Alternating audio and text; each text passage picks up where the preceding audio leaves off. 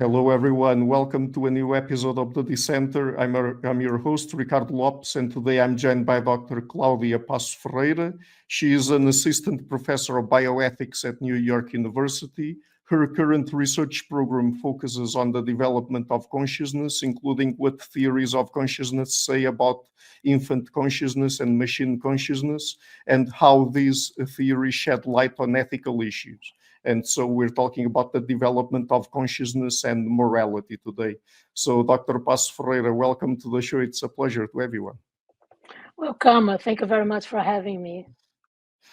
Great. So tell us first, how do we determine that a particular being is conscious? I mean, how do we go about determining that, for example, an infant and non-human animal is conscious? Are there particular tests that we can use or what?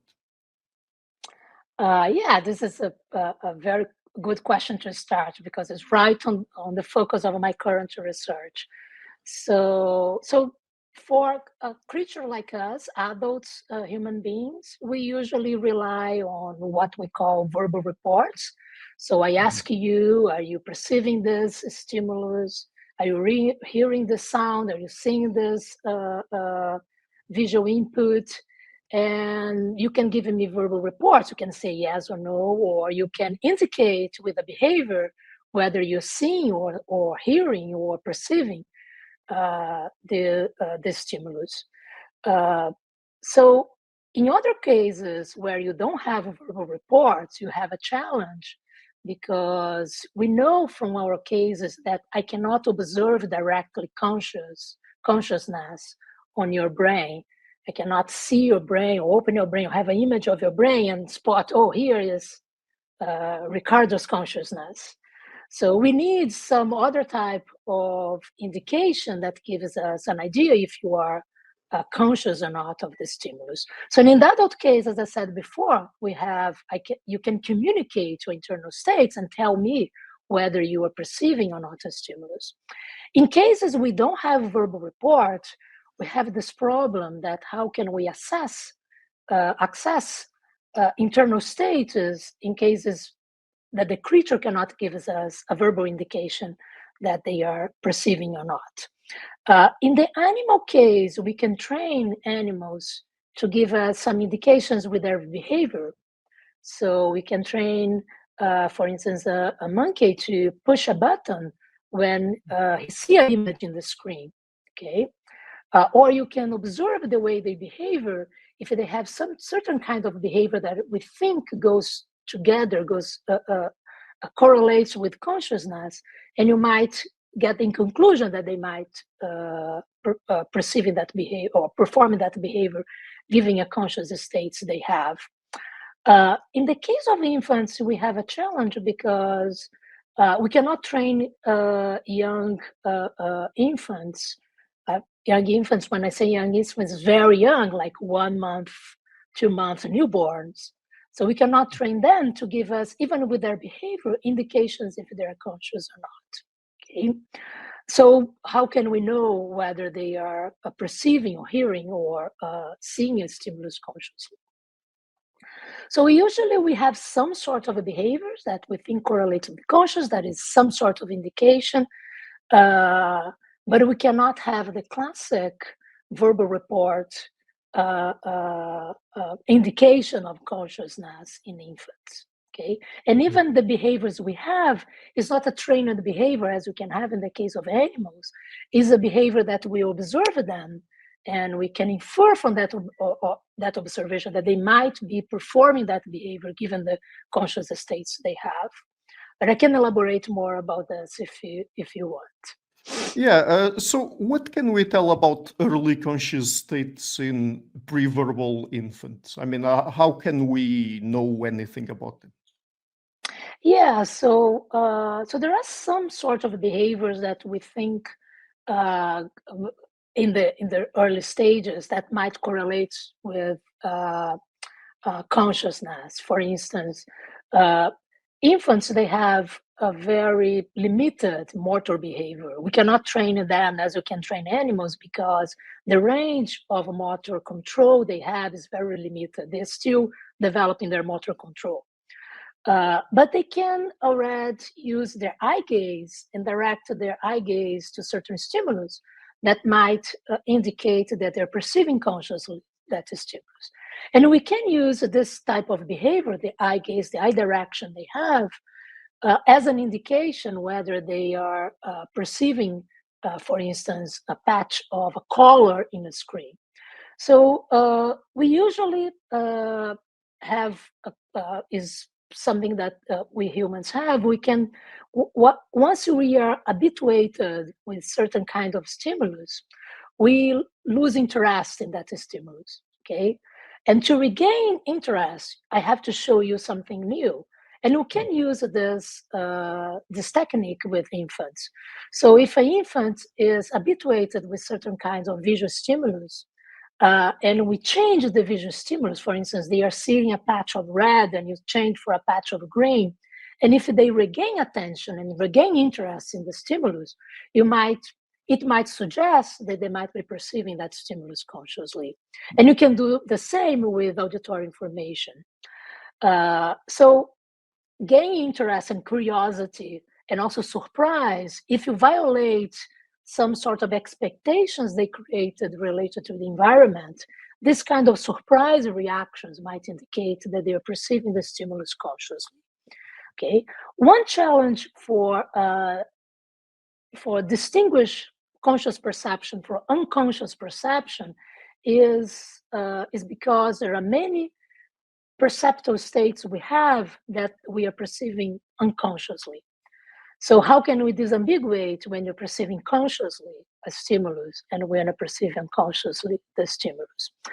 So behavioral indication in this sense might be limited because as we cannot ask infants if they are actually perceiving consciously or unconsciously, because they cannot give us those answers, maybe sometimes behavior response might be something confusing. It might not be completely clear for us if the stimulus has been perceived consciously or unconsciously. So usually we combine behavior response with neurocorrelates of consciousness. That means the way our brain responds to situations of surprise and situations where I regain interest or regain curiosity in the cases I was habituated with certain stimulus. Mm-hmm. And are self-knowledge and the development of a first-person perspective related to consciousness? Yes, this is a very good question. So, so for certain theories of consciousness, the perspective of this first-person perspective of yourself is part of the conscious experiences. So some theories of consciousness postulate that our experience of consciousness is related to some sort of perspective we have related to the environment. So I only perceive the environment from my perspective, from my own self perspective. And in this case, I can use my perception to actually perceive my own, have some knowledge of my own states. Okay, but not all theories of consciousness think that experience of consciousness always requires self-knowledge. So I just want to make a distinction before go ahead to say a little bit about self-knowledge. So self-knowledge is the knowledge of our own minds, not the knowledge of our own stages. Okay, so if I'm conscious of, I don't know, I'm seeing in the screen your image, I'm conscious of Ricardo's images in the screen, I can assess my internal states. I can have some introspective access to my own states. And I can have this introspective access directly. For instance, you, Ricardo, cannot know what I'm thinking now, but I can have access of what I'm thinking. So one idea is that self-knowledge is something that might develop later. I might, one framework I might understand the early stages is I might be born with conscious experience of my body, the environment, and conscious experience of my internal state. But self-knowledge means knowledge of my mind. It might come later in the sense that I might need some cognitive development to be capable to start reading my own mind. Okay, how this might develop? So one idea is that our more primitive idea of self-knowledge is how we very early start monitoring our own states. Okay, some sort of internal monitoring that gives me some sort of confidence on my perceptual stages. And from this, when I acquire language, I acquire this inner dialogue that is knowledge of my own mind, but knowledge together with some sort of language. But this might be something that comes later when infants acquire language. In the early stages, might be just a sort of capacity of monitoring your own stages, maybe later our own internal stages. Maybe later you develop the capacity to conceptualize or create some sort of concepts about yourself. So one classic indication of self-knowledge that comes with an external behavior is the classic self-mirror recognition, when around 1.5 years, infants start being capable to see an image of themselves, and that image be recognized by them as an image of themselves. So the classic test for this is the mirror test. You put some mark in the front half of a child, and the child see their image in the mirror. And if the child try to remove the mark, it's because they recognize that image in the mirror is the image of themselves, is a representation of themselves. Okay, so this would be like the classic self-knowledge. But for this, we have already like more than 1 year of development. So probably consciousness of our perceptual consciousness or sensorial consciousness is something that might evolve earlier and first than the capacity to have knowledge of our own states. Mm-hmm.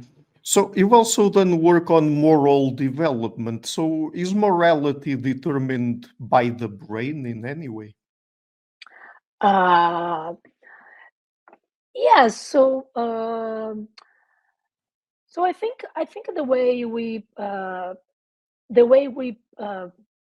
process our moral reasoning, I think, is related to the way our brain is wired, is shaped by evolution.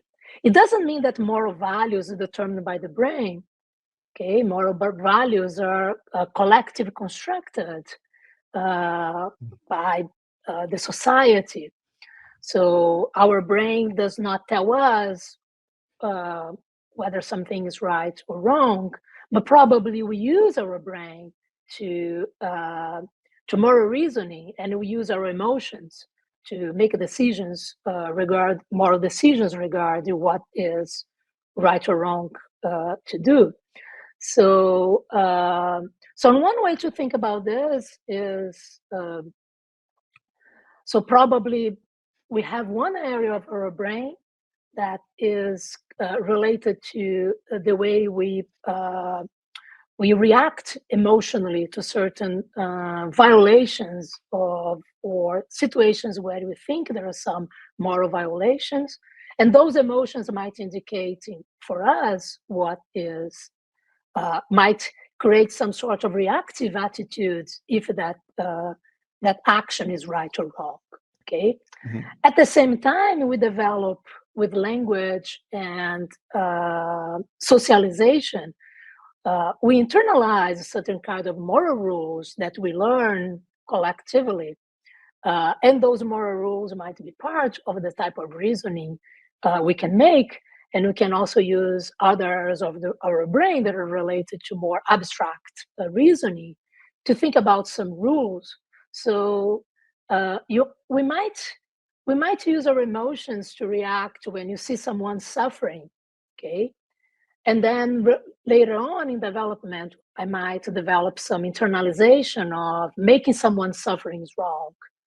And I might use this as a moral reasoning in many other cases to reasoning, okay?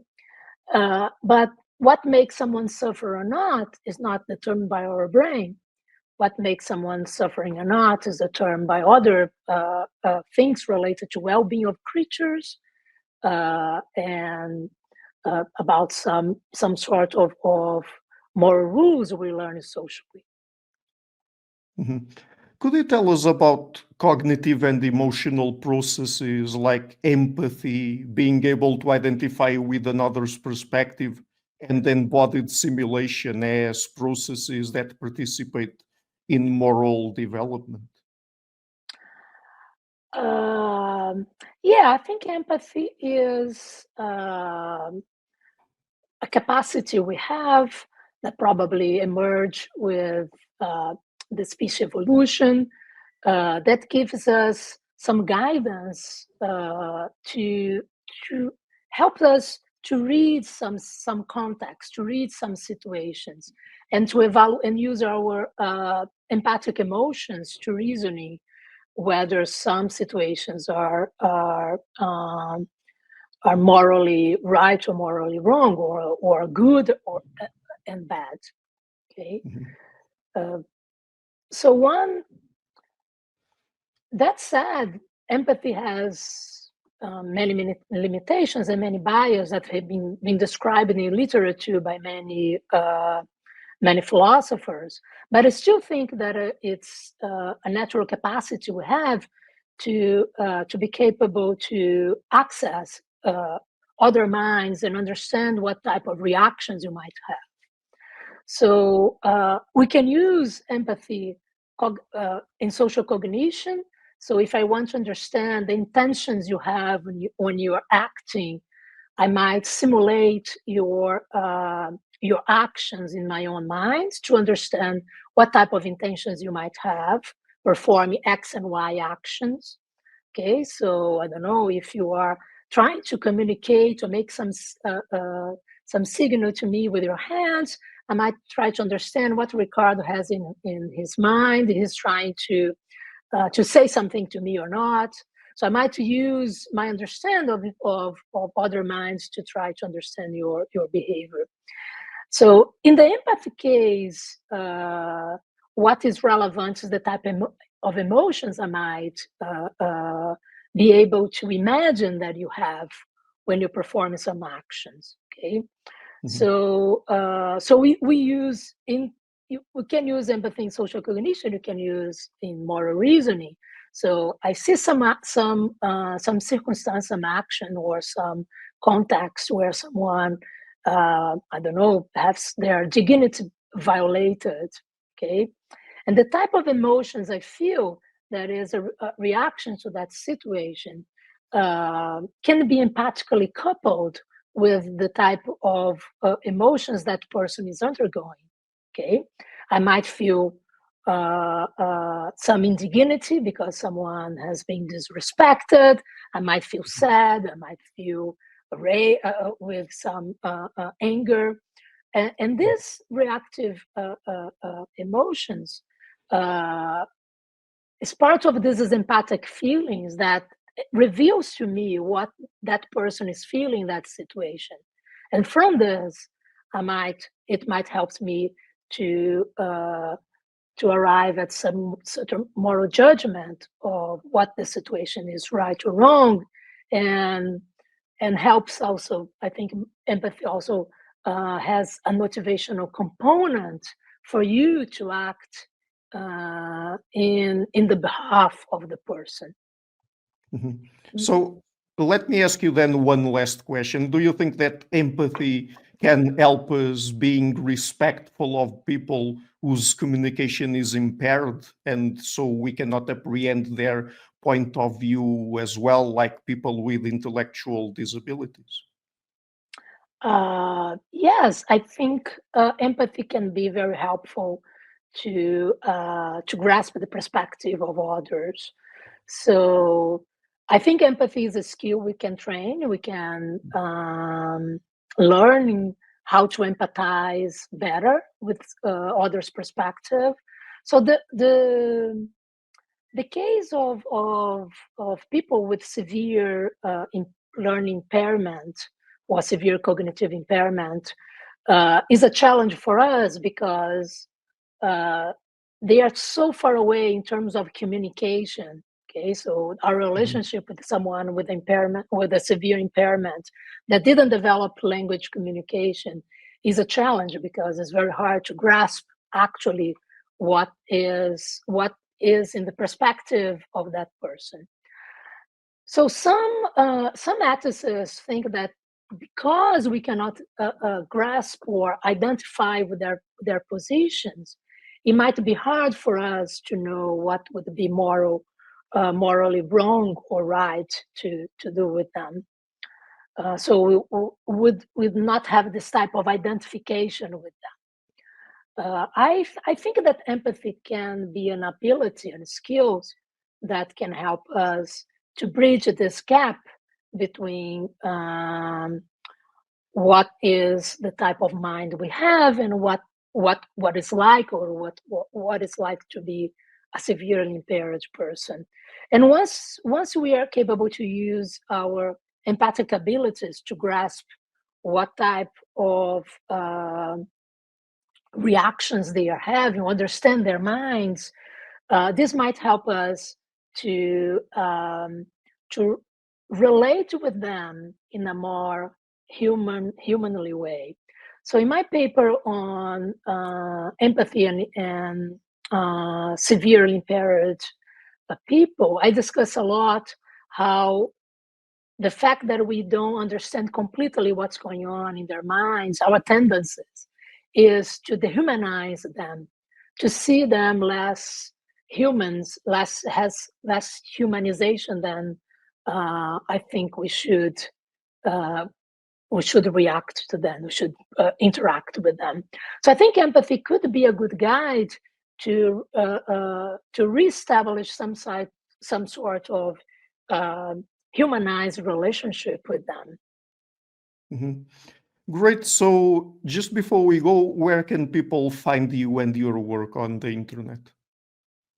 Yeah, I have my institutional website at NYU, the Center for Bioethics, is maybe it's the best way. So it's New York University, the Center for Bioethics, and this is my website there. I also have a page on the Few Papers website, so you can also search for my work there. Great. I will be leaving links to that in the description of the interview. And Dr. Passos Ferreira, thank you so much for taking the time to come on the show. It's been a real pleasure to talk with you. Okay, thank you very much. It was a pleasure too. Hi guys, thank you for watching this interview until the end. If you liked it, please share it, leave a like and hit the subscription button. This show is brought to you by Enlights, Learning and Development Done Differently. Check their website at enlights.com, and also please consider supporting the show on Patreon or PayPal. I would also like to give a huge thank you to my main patrons and PayPal supporters: Per Larsen, Jerry Mullerens, Frederick Sunda, Bernardo Seixas, Olaf Alex, Adam Kessel, Matthew Whittingford, Arno Wolf, Tim Hollis, Eric Alenia, John Connors, Philip Forrest Connolly, Dan Demetri, Robert Windiger, Rui Inácio, Zup, Marco Neves, Colin Holbrook, Phil Kavanagh, Mikkel Stormir, Samuel André, Francis Ford, Tiago Nunes, Fergal Cossen, Hal Herzog, Nuno Machado, Jonathan Labyrinth, João Linhares, Stantantia, Samuel Correia, Eric Hines, Mark Smith, João Eira, Tom Hummel, Sardas France, David Sloan Wilson, Yacila Dez Araújo, Romain Roach, Diego Londonho Correia, Yannick Punter, Dana Rusmani, Charlotte Bliss, Nicole Barbaro, Adam Hunt, Pavlo Stasevski, Nelek Bach, Guy Madison, Gary G. Alman, Sam Afzal, Adrian Yeager, Paul Tolentino, João Barbosa, Julian Price, Edward Hall, Edin Bronner, Douglas Fry, Franca Bortolotti, Gabriel Ponce Cortez, Ursula Litsky, Scott, Zachary Fish, Tim Duffy, Sonny Smith, John Wiseman, Daniel Friedman, William Buckner, Paul George Arnaud,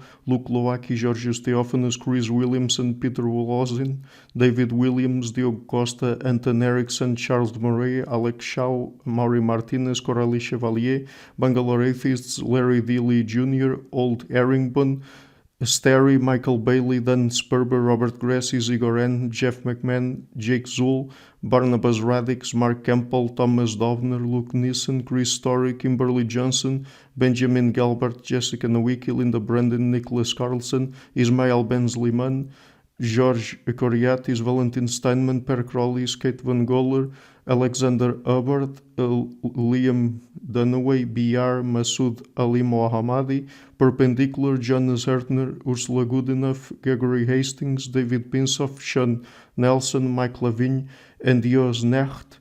A special thanks to my producers, Isar Webb, Jim Frank, Lucas Stafiniak, Tom Vanagdam, Bernard Ugni, Curtis Dixon, Benedict Mueller, Thomas Trumbull, Catherine and Patrick Tobin, John Carlo Montenegro, Alnick Ortiz, and Nick Golden, and to my executive producers, Matthew Lavender, Sergio Quadriano, Bogdan Kanivets, and Rosie. Thank you for all.